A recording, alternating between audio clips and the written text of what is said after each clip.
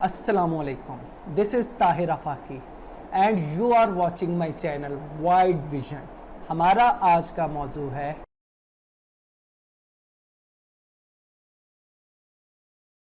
Introduction to US constitution में खुशामदीद। दोस्तों, आज के मौजू में हम जानेंगे कि यूएस कॉन्स्टिट्यूशन का हिस्टोरिकल बैकग्राउंड क्या है, यहाँ पर कौन सा सिस्टम है, फेडरल सिस्टम क्या है, प्रेसिडेंशियल सिस्टम क्या है, यहाँ पर सेपरेशन ऑफ पावर क्या है, एक पूरा जो एवोल्यूशन हुआ है स्टिल यूएस कॉन्स्टिट्यूशन का, उसके बारे में हम जानेंगे। और इस कॉन्स्टिट्यूशन की यूनिकनेस क्या है, दुनिया में इसने दूसरे कॉन्स्टिट्यूशंस पर क्या क्या असरार डाले हैं, ये सब हम आज के मौजू में जानेंगे। तो दोस्तों, आगाज करते हैं यूएस कॉन्स्टिट्यूशन से। यूएस कॉन्स्टिट्यूशन के बारे में जो एक क्लेम किया जा सकता है सबसे बड़ा, वो यही है कि US constitution has build the nation of the US. US की नेशन को बिल्ड करने में यूएस कॉन्स्टिट्यूशन का बहुत अहम रोल है। अगरचे यूएस 4 जुलाई 1776 में आजाद हुआ और इसकी आजादी के तकरीबन 15 साल बाद ये कॉन्स्टिट्यूशन वजूद में आया। इस कॉन्स्टिट्यूशन को रेटिफाई करने वाली 13 स्टेट्स थी, जो कि बढ़ के अब तक 50 स्टेट्स हो चुकी हैं और ये मुसलसल आगे से आगे बढ़ता जा रहा है, ग्रो करता जा रहा है।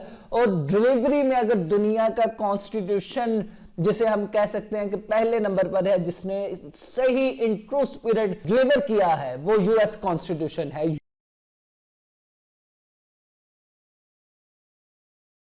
यूएस कॉन्स्टिट्यूशन दुनिया का ब्रीफेस्ट कॉन्स्टिट्यूशन है, जस्ट 7 आर्टिकल्स पर मुश्तमिल है और इस हद तक ब्रीफ कॉन्स्टिट्यूशन अभी तक दुनिया के पास नहीं है। 7000 वर्ड और 7 आर्टिकल विद डिफरेंट सेक्शंस। तो ये यूएस कॉन्स्टिट्यूशन का एजाज है। ब्रीविटी इज द सोल ऑफ विट, यही चीज हमें यूएस कॉन्स्टिट्यूशन में नजर आती है। ब्रीफली हम देख लें यूएस के जो 7 आर्टिकल्स हैं। First article is about executive branch, second article is about judicial branch, third article is about judicial branch, fourth article is about the states and fifth article is about the procedure of amendment and sixth article about the supremacy oath and it's about the supremacy of law and the last article is about the states ratifications। 230 साल गुजर चुके हैं और US इन्हीं articles की base पे कामयाबी से यूएस कॉन्स्टिट्यूशन को चला रहा है और ये कॉन्स्टिट्यूशन कामयाबी से यूएस नेशन को चला रही है।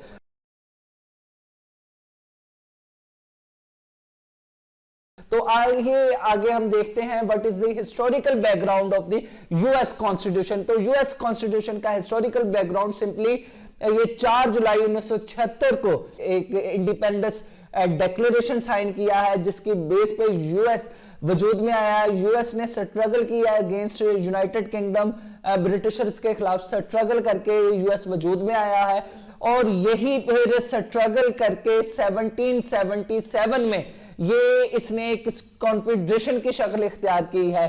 और एज यू नो कि कॉन्फेडरेशन जो है वो काफी वीक बाउंडिंग होती है। यही वजह है कि बहुत जल्द तमाम स्टेट्स ने रियलाइज किया कि कॉन्फेडरेशन के बजाय हमें फेडरल सिस्टम अडॉप्ट करना चाहिए। दैट्स वाई 13 स्टेट्स जो है फिलाडेल्फिया के मुकाम पर 1787 में इकट्ठी हुई हैं और उन्होंने कन्वेंशन ऑफ फिलाडेल्फिया पे साइन किया, जो बाद में जो ये कन्वेंशन इसमें जो रखी गई शराइत और इसका जो चार्टर वो यूएस कॉन्स्टिट्यूशन कहलाया है।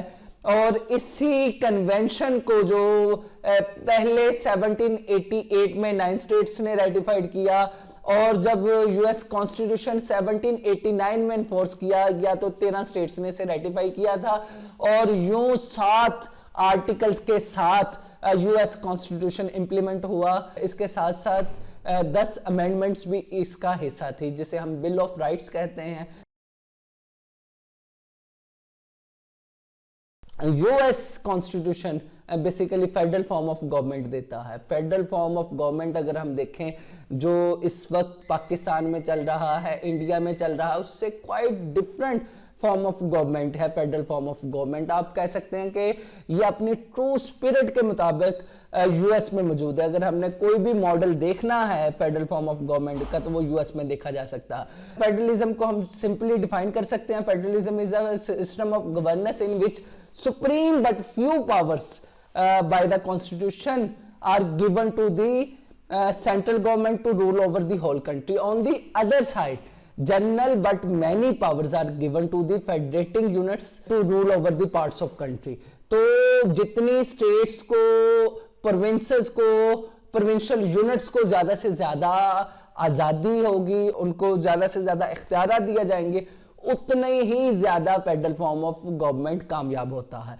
तो यूएस में जो फेडरल फॉर्म ऑफ गवर्नमेंट है उसकी अगर हम बुनियादी तौर पर जो पावर डिवीजन देख लें तो उसमें हमें बहुत हद तक वाज़ह तौर पर नजर आता है कि सेंट्रल गवर्नमेंट की जो फेडरल जुडिशरी अलग है, स्टेट जुडिशरी अलग है। सेंट्रल गवर्नमेंट जो कि बाइकैमरल लेजिस्लेचर का हामिल है, प्रोविंशियल गवर्नमेंट भी जो है उनकी यानी स्टेट्स गवर्नमेंट वो भी बाइकैमरल लेजिस्लेचर की हामिल है। रियासत यूएस से कॉन्स्टिट्यूशन है, जितनी यहाँ पर 50 स्टेट्स हैं उनके अलग अलग कॉन्स्टिट्यूशन मौजूद हैं।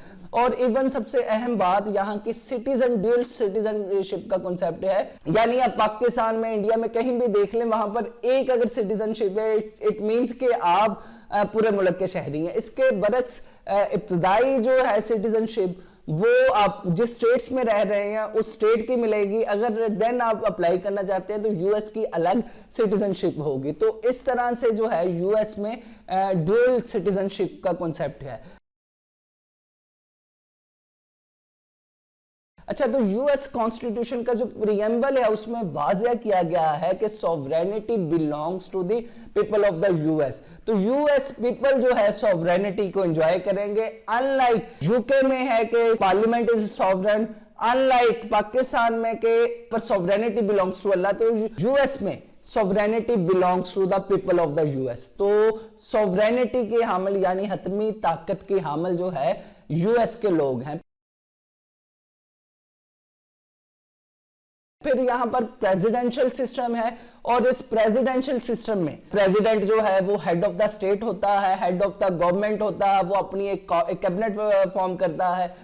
यूएस में जो मोड ऑफ इलेक्शन है, हर लीप ईयर में यहां पर इलेक्शन होता है, यानी 4 साल बाद यहां पर इलेक्शन का इनेकाद होता है और हर सदारती उम्मीदवार पूरे मुल्क में अपने इलेक्टोरल कॉलेज खड़े करता है, अपने नुमाइंदे खड़े करता है जिनको लोग चुनते हैं और उन्हीं इलेक्टोरल वोट्स की बेस पर जो है सदर मुंतखब होता है। और इस सदर के बारे में कहा जाता है कि ये दुनिया का most powerful person on the earth है, कि दुनिया में सबसे ताकतवर पर्सनैलिटी सदर की होती है, कि इसके पास इस हद तक इख्तियारात होते हैं कि दुनिया में किसी भी दूसरे इंसान के पास इतने इख्तियारात मौजूद नहीं होते। फिर अगर हम देखें यूएस में सेपरेशन ऑफ पावर, ये बहुत सक्सेसफुली इंप्लीमेंट है। यूके में हम बातें तो सुनेंगे, थ्योरेटिकली बहुत सी चीजें आएंगी सेपरेशन ऑफ पावर के हवाले से, लेकिन यूएस में इसकी इंप्लीमेंटेशन अपनी पूरी पीक पे है।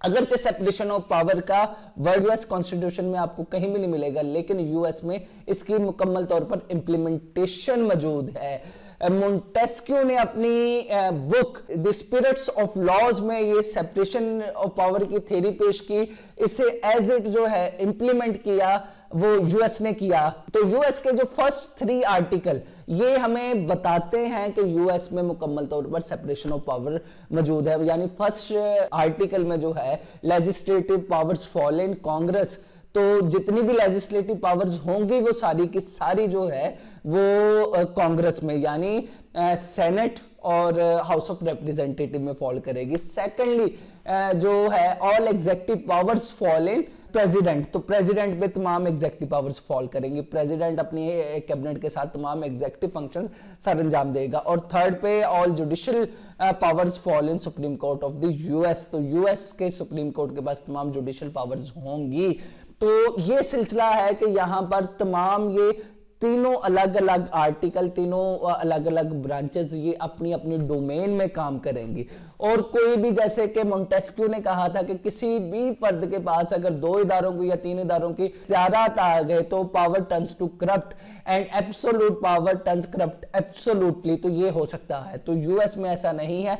अब कोई भी फर्द यहां पर अपनी डिक्टेटरशिप कायम कर ले या अपने इख्तियारात अपनी जात में मरकूज कर ले, ऐसा पॉसिबल है।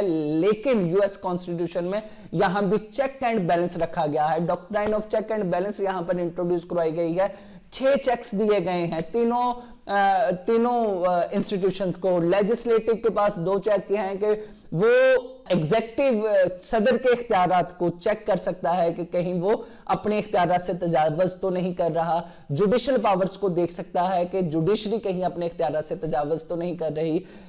और फिर एग्जेक्टिव सदर के पास भी ये इख्तियार मौजूद है कि वो लेजिस्लेचर को देखे कि वो अपने इख्तियारात से सुपरसीड तो नहीं कर रहे। जुडिशरी कहीं अपने इख्तियारात से सुपरसीड तो नहीं कर रही। इसी तरह जुडिशल पावर्स जो है, जुडिशरी के पास जुडिशल रिव्यू का इख्तियार है कि कहीं लेजिस्लेचर अगेंस्ट द कॉन्स्टिट्यूशन कोई लेजिस्लेशन तो नहीं कर रहे, या सदर अपने इख्तियारात में कहीं फंडामेंटल राइट्स को तो हिट नहीं कर रहे। तो ऐसा ये सिलसिला है कि ये सेपरेशन ऑफ पावर अगर हम देखें ये पूरी स्पिरिट के साथ यूएस में इंप्लीमेंट है।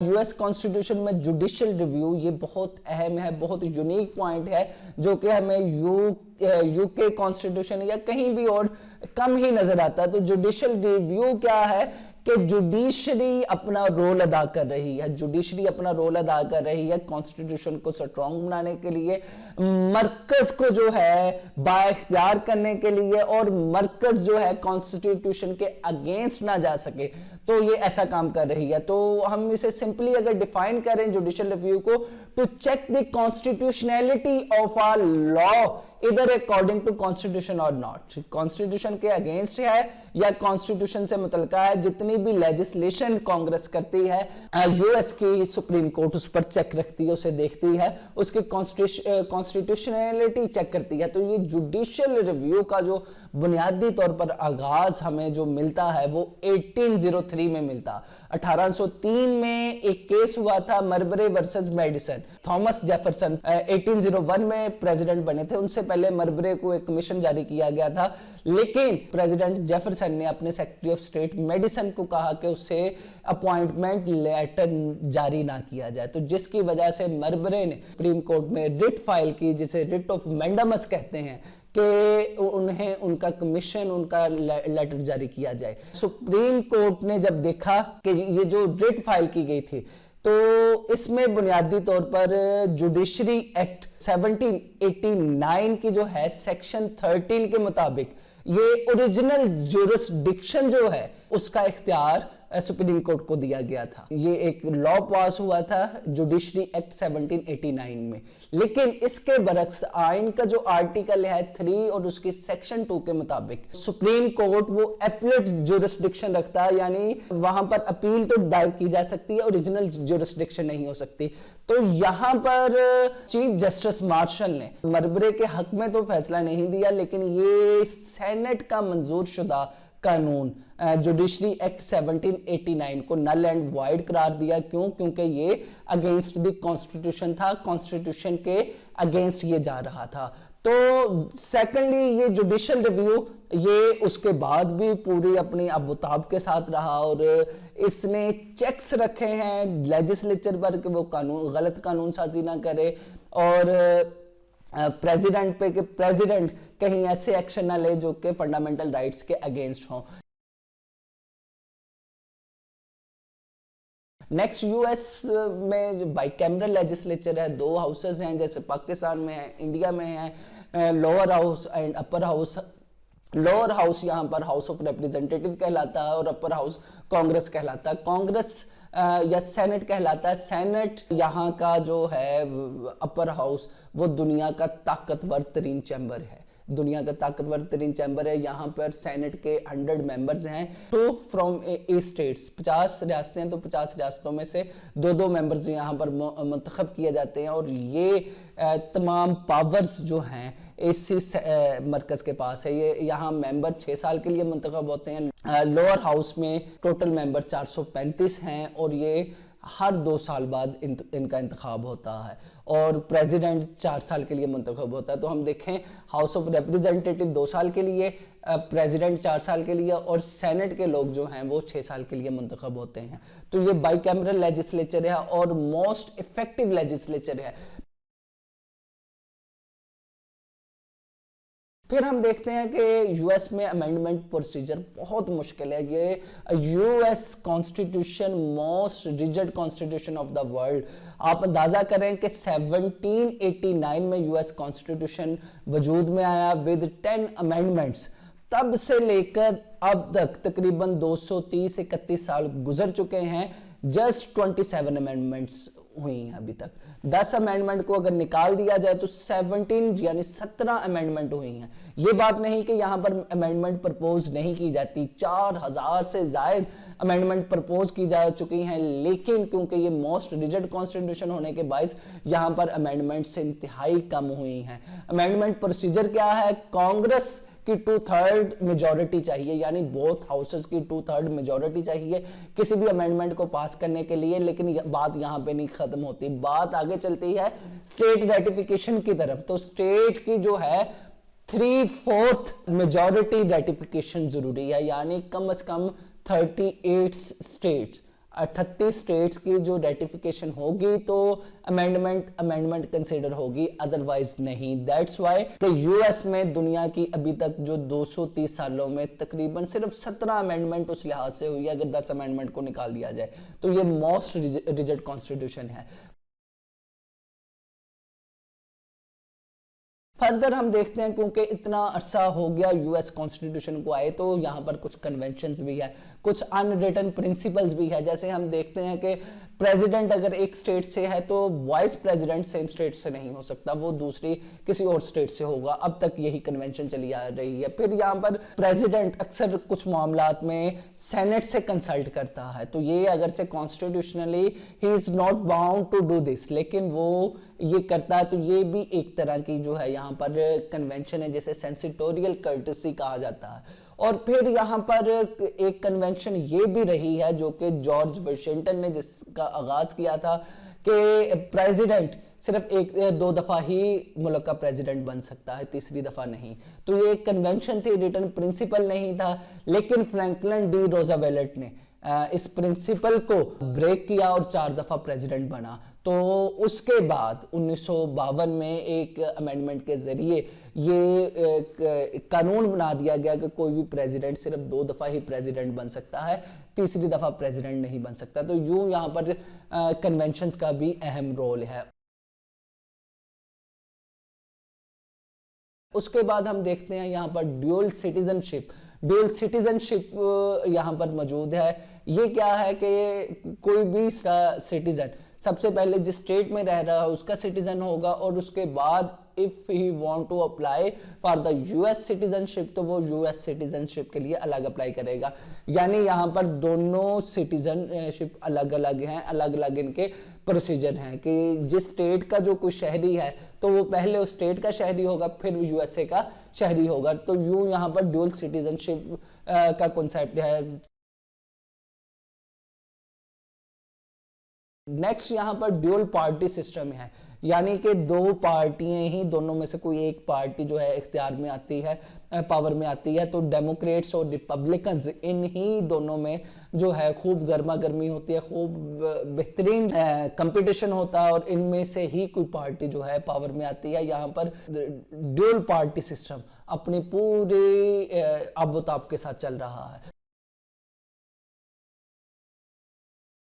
कंक्लूसिवली अगर हम देखें तो इसमें यही है कि यूएस कॉन्स्टिट्यूशन ने ही जो है यूएस नेशन को बिल्ड किया है, और ये अभी तक इस नेशन को 50 स्टेट्स को जो है वो एक साथ लेके चल रहा है। 13 से ये 50 स्टेट्स का सफर वो सिर्फ यूएस का फेडरल स्ट्रक्चर था जिसने इनको जो है बाइंड किया, लेकिन जो है आखिर पे जो अहम चीज है, रिजिड प्रोसीजर ऑफ अमेंडमेंट की वजह से प्रॉब्लम जो यूएस के लिए हो सकता है वो यही है कि तेजी से गुजरते हुए वक्त का साथ यूएस कॉन्स्टिट्यूशन नहीं दे पा रहा। अगर फ्यूचर में यूएस का ज़वाल हुआ तो उसकी एक बड़ी वजह यह भी होगा कि यूएस का रिजिड कॉन्स्टिट्यूशन जो है इसके ज़वाल का सबब बन सकता है।